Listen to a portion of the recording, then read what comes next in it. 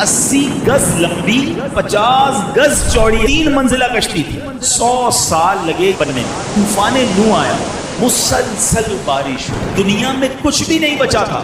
40 گز اونچے پہاڑ بھی اس میں ڈوب گئے. اللہ کی طرف سے حکم دیا گیا کہ اے نوح اب کشتی تیار کریں. کمال یہ تھا کہ حضرت نوح علیہ السلام اس ملک میں تھے کہ جہاں لینڈ لاک کنٹری تھی, کوئی سمندر ہی نہیں تھا, اور آپ کشتی بنا رہے ہیں. تو اب لوگ روز گزرتے آپ کا مذاق اڑاتے کہ پہلے تو تم کہتے تھے اللہ کے نبی ہو, پہلے کہتے تھے کہ اللہ وحدہ لا شریک کی طرف بلانا ہے, اب تو معاذ اللہ تم کارپینٹر بن گئے ہو, کشتی بنانے لگ گئے ہو. مذاق ہو, کشتی کا کرو گے کیا جب ہمارے ملک میں پانی ہی نہیں ہے؟ مگر آپ کو رب کی طرف سے حکم تھا.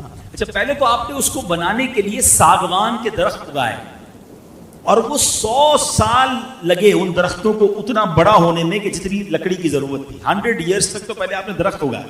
پھر اس کے بعد 80 گز لمبی اور 50 گز چوڑی آپ نے کشتی بنائی.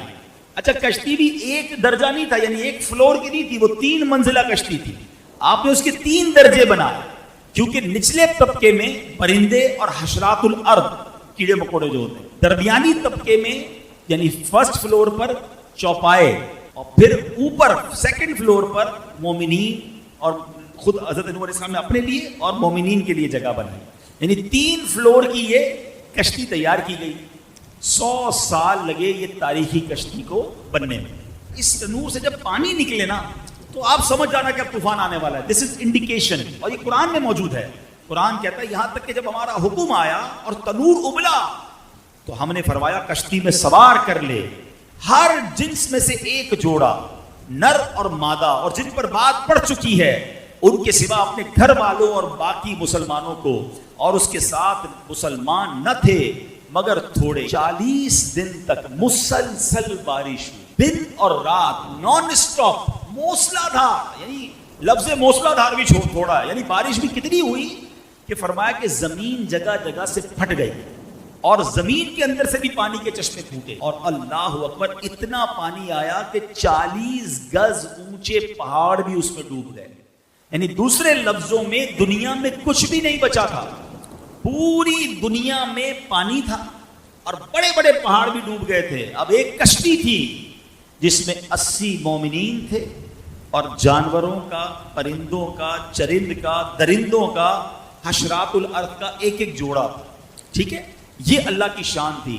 اب آئیے, جب طوفان آ گیا اور آپ نے سب لوگوں کو سوار کیا, تو اب آپ کی ایک بیوی تھی وائلہ جو کافرہ تھی, اور آپ کا ایک لڑکا تھا جس کا نام کنعان تھا. یہ دونوں کشتی میں سوار نہیں ہوئے, اور یہ دونوں طوفان میں غرق ہو گئے. طوفان آ گیا, ساری دنیا غرق ہو گئی. پانی اور موجیں کیسی تھی قرآن بتاتا ہے, وَهِيَ تَجْرِي بِهِمْ فِي مَوْجٍ كَالْجِبَالِ, اور وہ انہیں لیے جا رہی تھی ایسی موجوں میں جیسے پہاڑ جیسی موجیں تھیں. اور ایک کشتی دنیا میں ہے جس میں 80 ایمان والے ہیں, اور وہ تھپیڑوں کے ساتھ وہ کشتی چلتی جا رہی ہے. حضرت نوح علیہ السلام کی وہ کشتی چلتی رہی. آپ کو پتہ ہے کتنے دن؟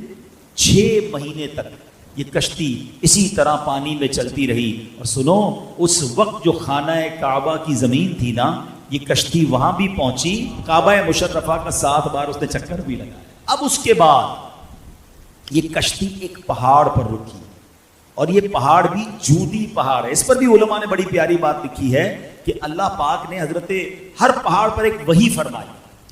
حضرت نوح علیہ السلام کی کشتی ایک پہاڑ پر ٹھہرے گی, تو پہاڑوں نے تکبر کیا, مگر جودی پہاڑ نے عاجزی اختیار کی, تو اللہ تعالیٰ نے اس پہاڑ کو یہ شرف دیا کہ حضرت نوح کی کشتی جا کر وہاں روکی.